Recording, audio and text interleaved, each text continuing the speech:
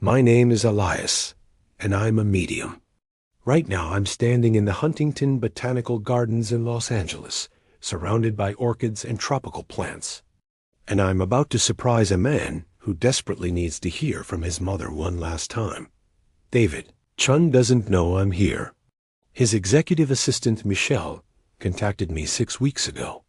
She was crying on the phone when she called. She told me her boss, the 38-year-old CEO of Chun Technologies, one of the biggest social media companies in the world, was destroying himself with guilt. She said he works 18-hour days, sleeps in his office, and hasn't taken a day off in 11 months. Not since his mother died. Before we continue, please comment where you are watching us from. Like and subscribe to support us and watch new readings every day. Susan Chun was a librarian. Quiet, gentle, the kind of woman who spent her life helping others find the books they needed. She raised David alone after his father left when David was 5. She worked multiple jobs to put him through Stanford. She supported every dream he had. And when he became successful, incredibly, almost unimaginably successful, he promised her he'd make time for her. Weekly visits. Quality time. He promised, but those weekly visits became monthly. Then every few months. Then almost never. 11 months ago, Susan was driving to surprise him with homemade dumplings, his favorite since childhood. David had texted her that morning, "Too busy today, Mom. Maybe next week." But she came anyway, because that's what mothers do. She was 3 blocks from his office when a delivery truck ran a red light and T-boned her car. She died at the scene, instantly, while David was in a board meeting deciding which color scheme to use for a new app interface. Michelle told me that David hasn't eaten dumplings since. He can't even look at them. She also told me that every Sunday at 2 p.m., the exact time his mother used to visit him, he stops whatever he's doing, goes to his office window, and just stands there, staring, remembering. I can feel Susan's presence strongly today. She's been waiting for this moment, desperate to reach her son. I hear footsteps on the garden path. That's him. Michelle told him she'd scheduled a consultation with a wellness expert at his mother's favorite spot. He thinks this is some kind of therapy session. He's not wrong.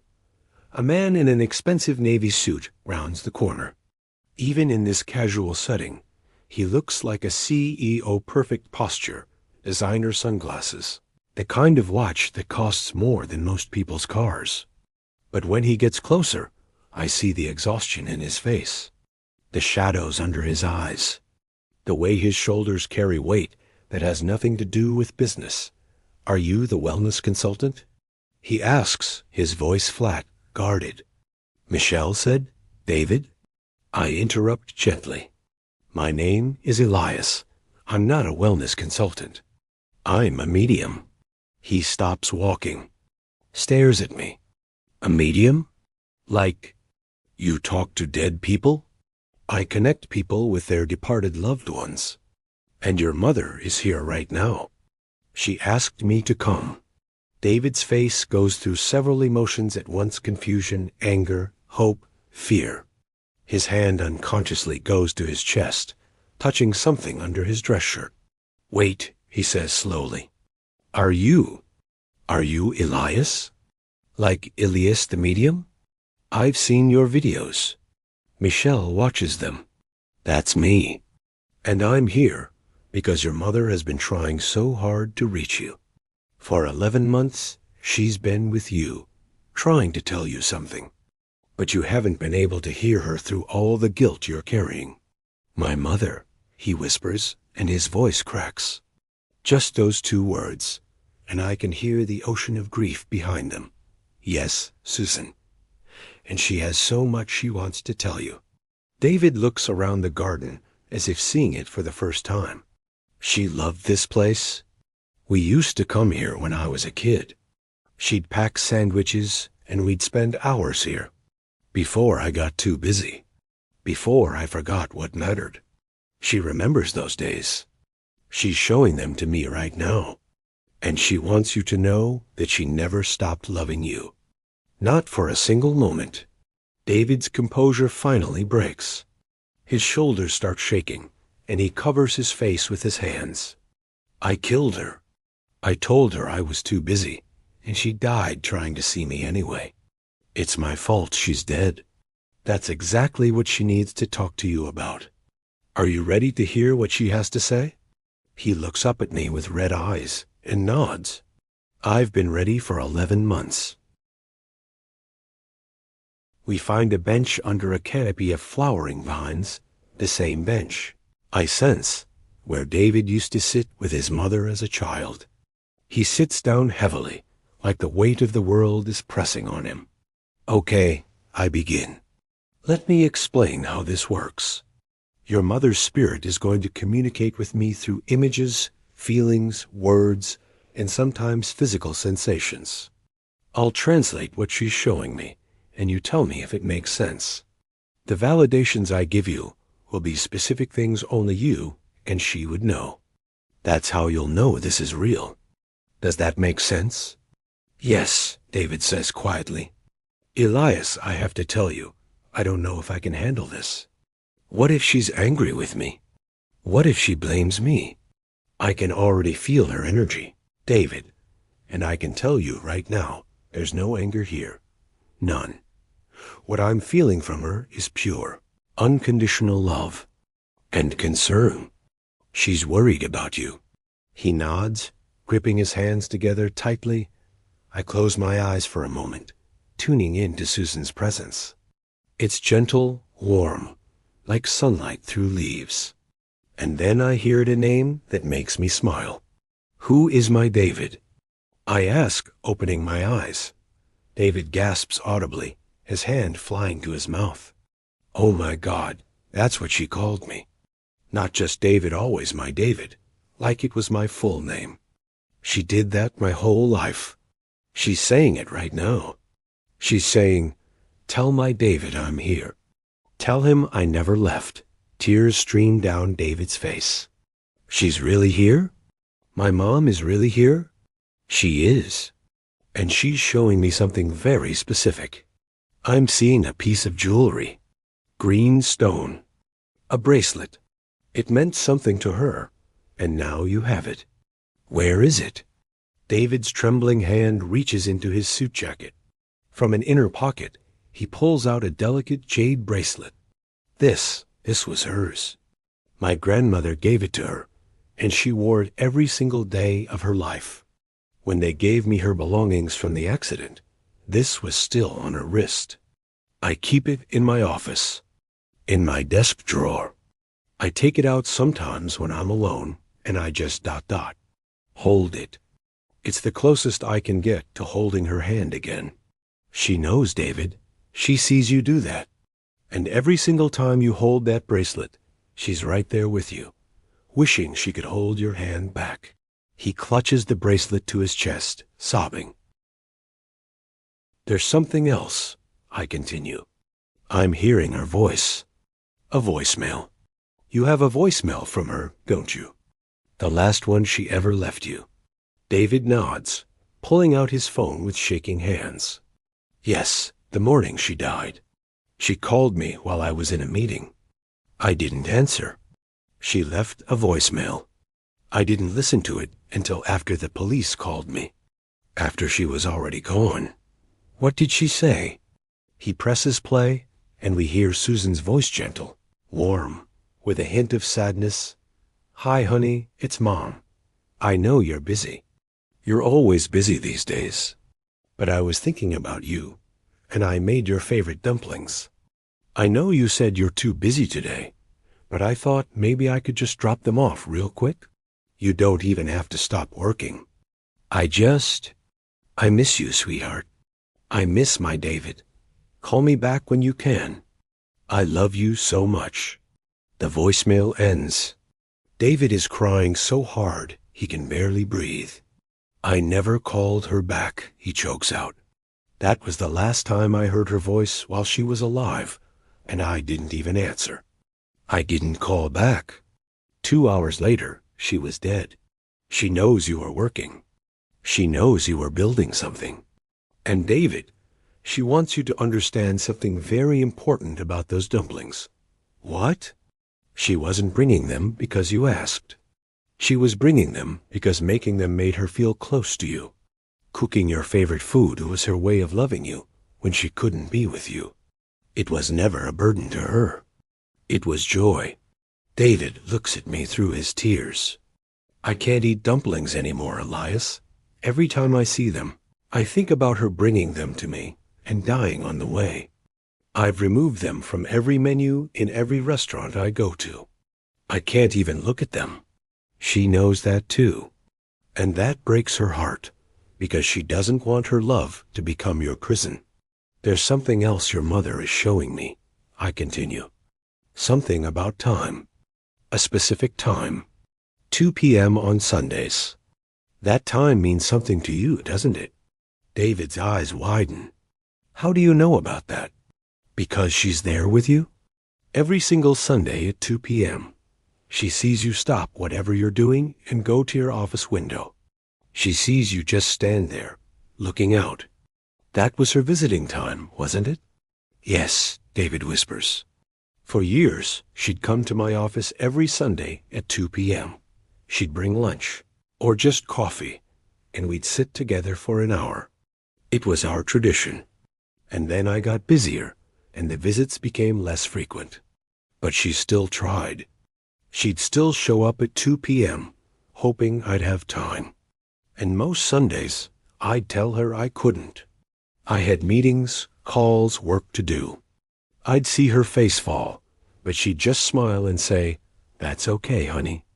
Next week, his voice breaks completely.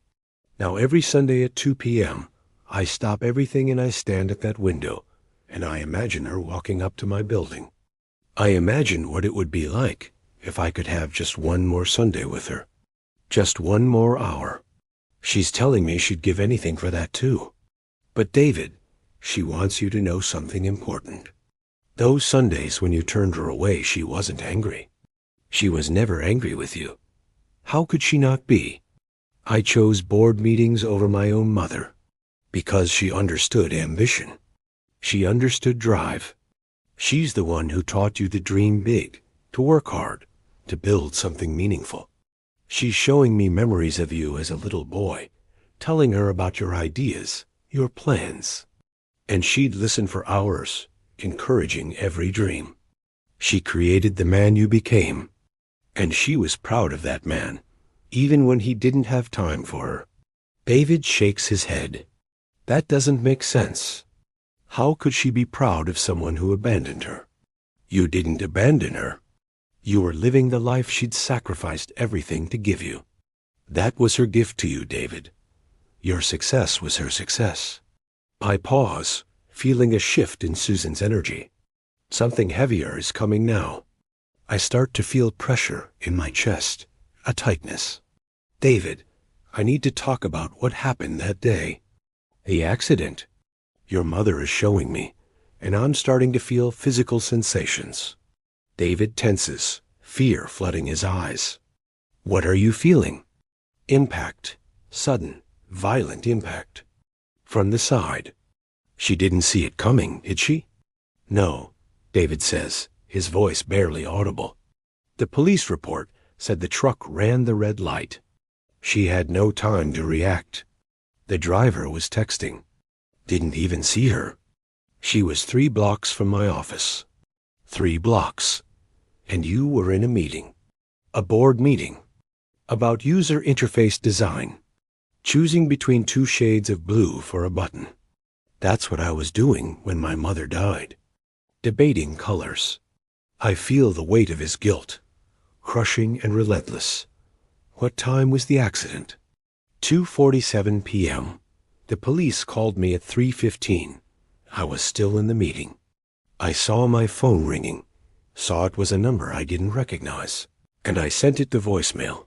Twice. They had to call 3 times before I finally answered. And by then, she'd been dead for almost half an hour.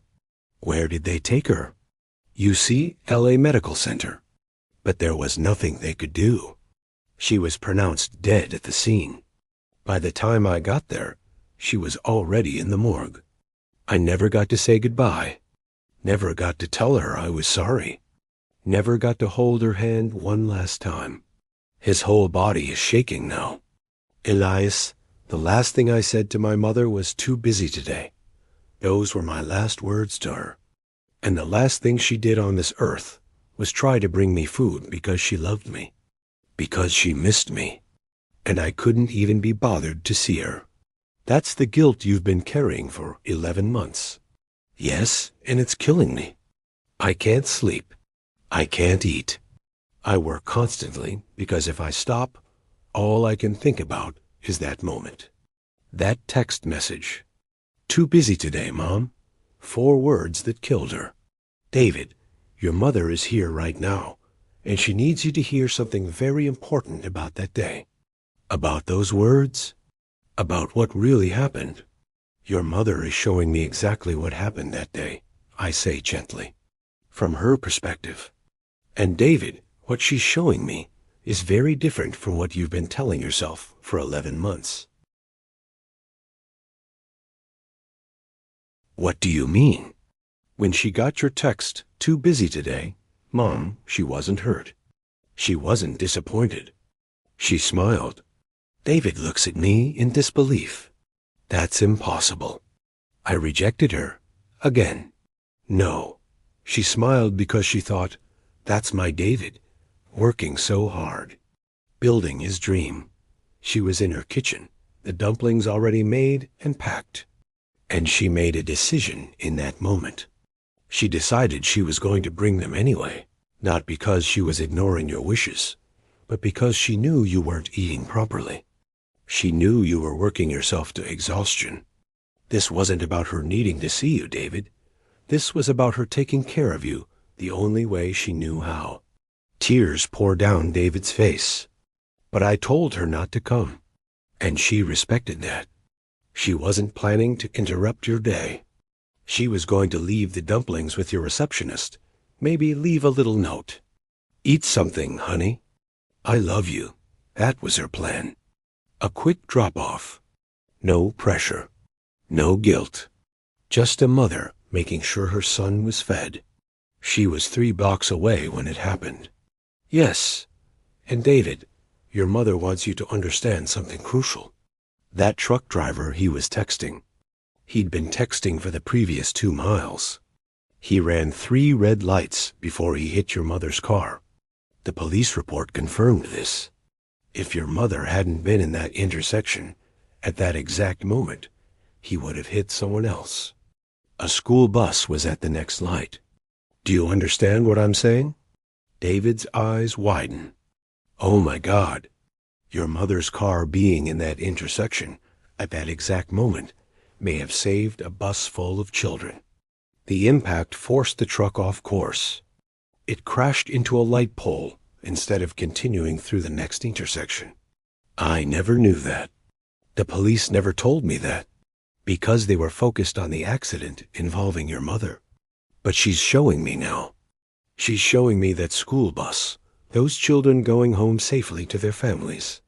Your mother died, but her death wasn't meaningless. It wasn't punishment for you being too busy. It was a moment in time that couldn't be changed, no matter what you'd said or done. But if I just answered her call, David, stop. Your mother is being very clear with me right now. She's saying, my David, listen to me. If you had answered my call, I might have left 5 minutes earlier or 5 minutes later, and that truck driver would have hit someone else. Or I would have taken a different route and been hit at a different intersection. Or the accident would have happened differently. You cannot control the universe. You cannot rewrite time. What happened was not your fault. David is sobbing openly now. But I should have made time for her. All those Sundays I turned her away, she understood every single one. David, she's showing me something else now. After your father left when you were 5, she worked 3 jobs. She was exhausted. She was lonely. She struggled. And do you know what kept her going? What? You, watching you grow up, watching you become brilliant, ambitious, successful. Every achievement you had was her achievement. Every dream you chased was her dream. She didn't sacrifice everything so you could spend your Sundays sitting with her in an office. She sacrificed everything so you could build an empire. And you did. You made her so proud. Then why do I feel so empty? Because you're confusing success with worthiness of love. Your mother never needed you to earn her love, David. She gave it freely, completely, unconditionally. The way mothers do. I feel Susan's energy intensifying, feel her desperate need to communicate something more. There's something else she wants you to know about those last moments. The accident happened so fast the impact was instantaneous. She felt a split second of confusion, and then her soul was already separating from her body. She didn't feel pain. She didn't suffer. And David, in that moment when her soul left her body, do you know what her last thought was? What? He whispers. I hope my David eats those dumplings. I hope someone brings them to him. David breaks down completely, his whole body shaking with grief. Even in death, she was thinking about feeding me. That's what mothers do. That's who she was. And she's here right now, telling you that she doesn't want those dumplings to be a symbol of your guilt.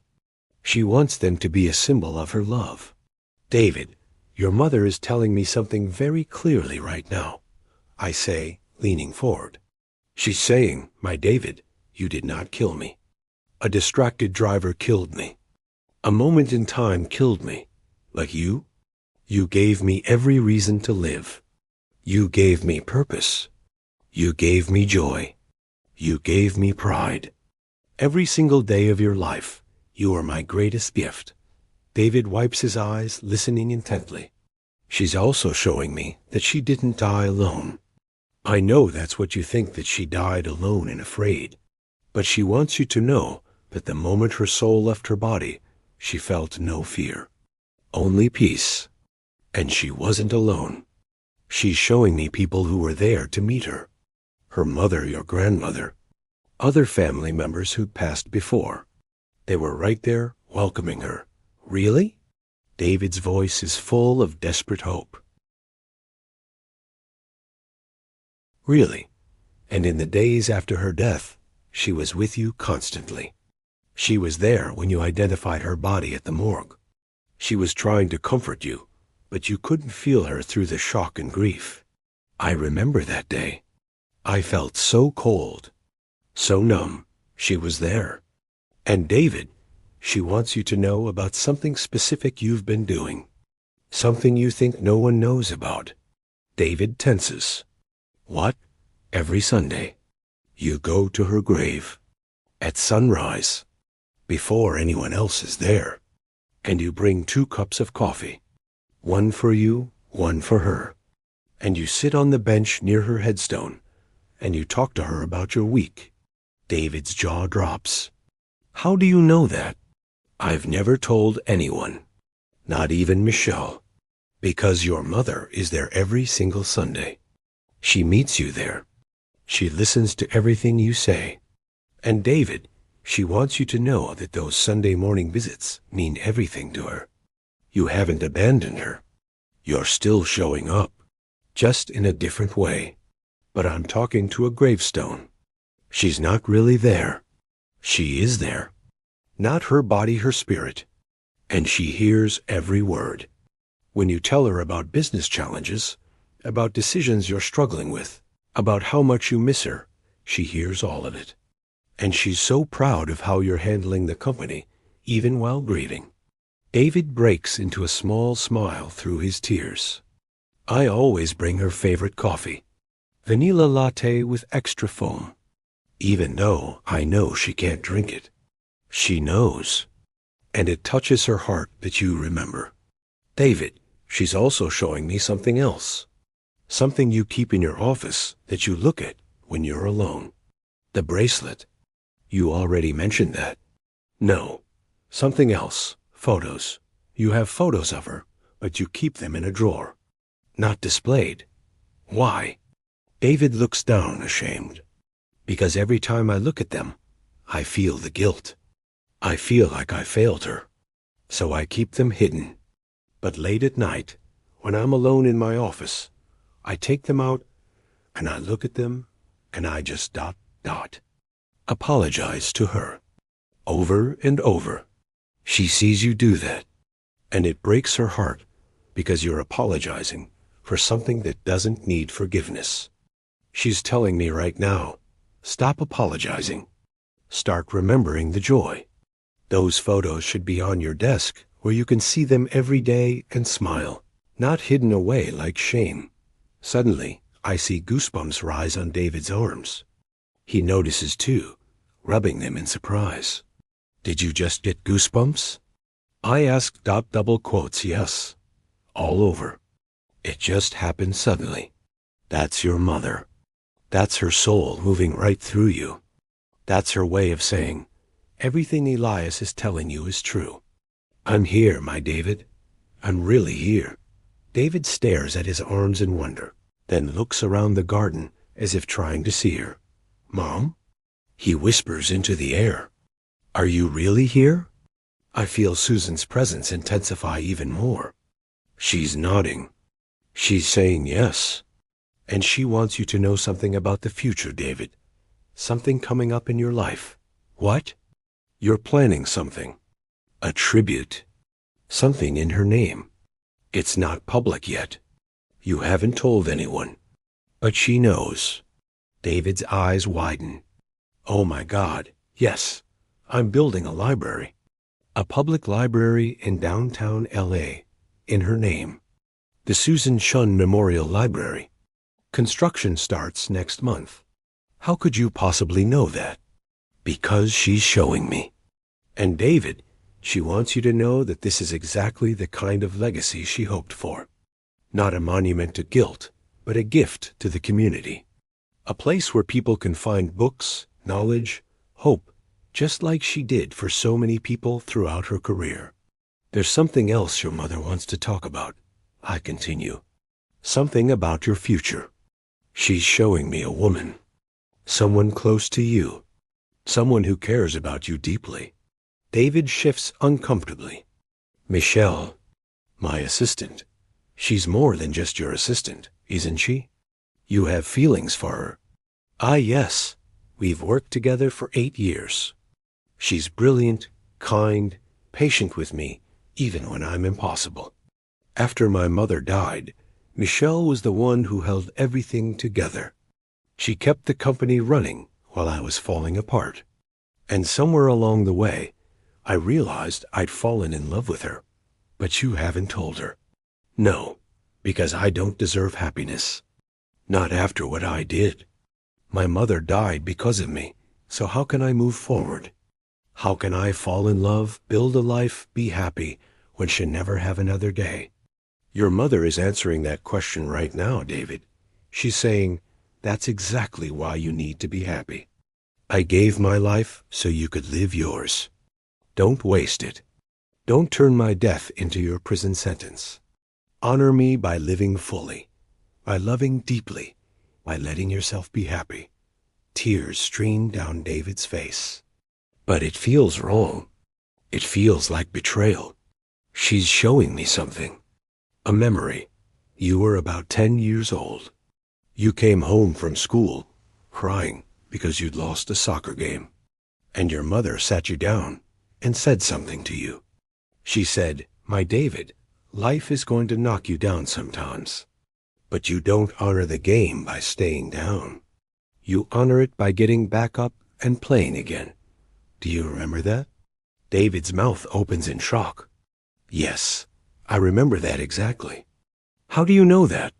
Because she's telling me. And she's telling you the same thing now.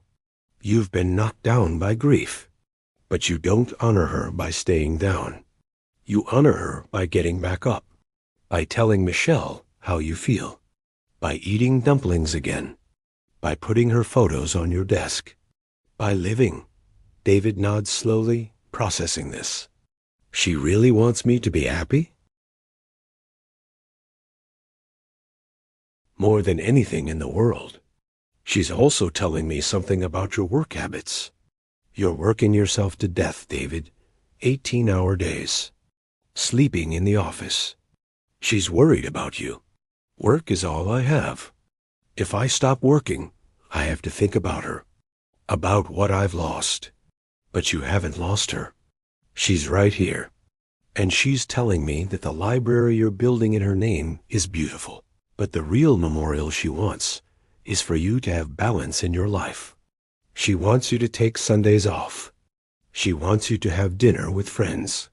She wants you to call Michelle and ask her on a date. David actually laughs a little through his tears. My mom is giving me dating advice from beyond? She's giving you life advice. She spent her whole life taking care of you, and old habits die hard. She's still trying to take care of you, even now. God, I miss her so much. She misses you too. But David, she wants you to understand something important. Missing her is natural. Grieving her is necessary. But punishing yourself forever is not what she wants. She's showing me something very specific now. She's showing me that she wants you to cook dumplings. Her recipe. The one she used to make for you. I can't. Every time I even think about dumplings, she knows. But she's telling me that the recipe isn't just food. It's her love in a form you can hold. And she wants you to make them. Maybe not today. Maybe not next week. But someday, when you're ready, she wants you to stand in your kitchen and make her dumplings. And when you eat them, she wants you to remember every time she made them for you with love. Not just the last time when tragedy struck. David wipes his eyes. I don't even know if I remember the recipe. You do. She wrote it down for you. Years ago. You have it somewhere, don't you? Yes, David admits. In a box of her things. I haven't been able to look through it yet. When you're ready, look through that box. Read her recipe. And know that every ingredient, every instruction, was written with love. I pause, feeling Susan's energy building to something bigger. Something final. David, your mother is preparing to give you her most important message. The one she's been waiting 11 months to deliver. Are you ready to hear it? He takes a deep breath and nods. Yes, I'm ready. David, your mother is giving me her final message now. She says, my David, my beautiful son, you were the greatest joy of my life. Every sacrifice I made gladly because you were worth it. You didn't kill me. You gave me reason to live for 38 beautiful years. I am so proud of the man you became. Now I need you to forgive yourself. I need you to live, not just exist. Tell Michelle you love her. Eat the dumplings. Put my photos on your desk. Build that library, and know I'll be there for the opening.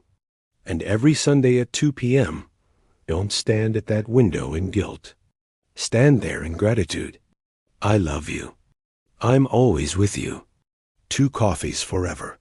David is crying, but smiling now. 2 coffees forever. That's what we used to say. She's here, David. She never left. And she never will. Thank you, Elias. Thank you for giving me my mother back. As David walks away from the garden, I see something different in him. His shoulders are lighter. His step has purpose. For the first time in 11 months, David Shun has permission to live again. That's why I do this work. Please comment where you are watching us from. Like and subscribe to support us and watch new readings every day. God bless you.